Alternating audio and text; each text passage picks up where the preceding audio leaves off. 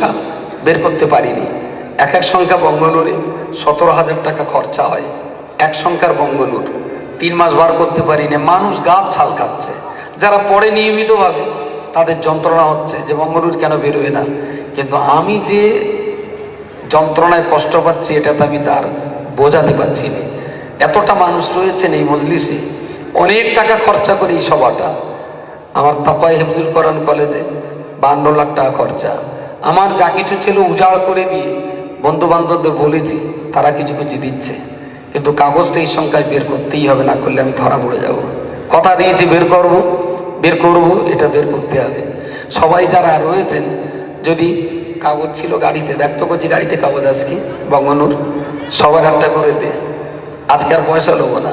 আর 3 সংখ্যা তো বের করতেই পারিনি, যে কাগজটা গাড়িতে যদি থাকে তাহলে 3 সংখ্যার আগের কাগজ। সবাই একটা করে পড়ুন। আর আপনারা যদি সবাই একটা করে সপ্তাহে সপ্তাহে নেন, তাহলে আমার মনে হয় আমি চালাতে পারবো। কিন্তু আপনারা তো কাগজ পড়েন না। আবার অনেকে মানে অনলাইনে তো ভাই পড়ে নিচ্ছে।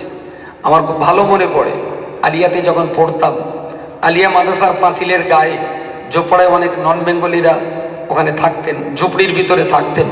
একজন মহিলা বিভিন্ন বাড়ি বাড়ি তিনি থালা বাটি এটা সেটা মেজে তার সংসার যাত্রা নির্বাহ করতেন। ওনার স্বামী মারা গেছেন। তো একটা টাইমে এই মস্ত আর নেই কাগজ, সবই তাদের, যারা সবাই নেবেন না, 2-4 জন অন্তর পর পর একটু নেন। তো আমি আমার দিক তাকান প্লিজ, আমার দিকে। তো সেই মহিলাটা তখনকার দিনে আখবারে আজাদ হিন্দ বলে একটা হিন্দি উর্দু পত্রিকা, ওদিকে ওখানে সবার দিকে মাঝখান দিয়ে যারা চায় দেয়। তো আজাদ হিন্দ বলে একটা পত্রিকা তখন বার হতো, আজাদ হিন্দ উর্দু পত্রিকা। বাচ্চাদের দিও না, সেনাদের দাও। এই কথা বললে আমি তাহলে কথা বলতে পারবো না। এই মস্ত বস, পরে দিবি বস। তো আজাদ হিন্দ বলে এই পত্রিকাটা বার হতো। ওই মহিলা একটা করে কাগজ নিতেন। তাকে বলা হলো, তুমি তো গরিব মানুষ, আর তখনকার দিনে 5 টাকা মানে অনেক ব্যাপার, উর্দু পত্রিকা।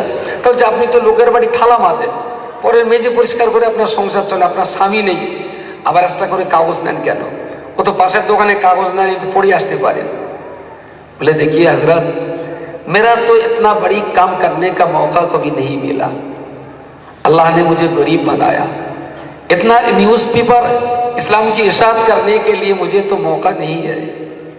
तो अगर पढ़ना है तो दूसरी दुकान से मैं पढ़ ले सकती हूँ, लेकिन मैं हर दिन 5 रुपया दे करके एक आज़ाद हिंद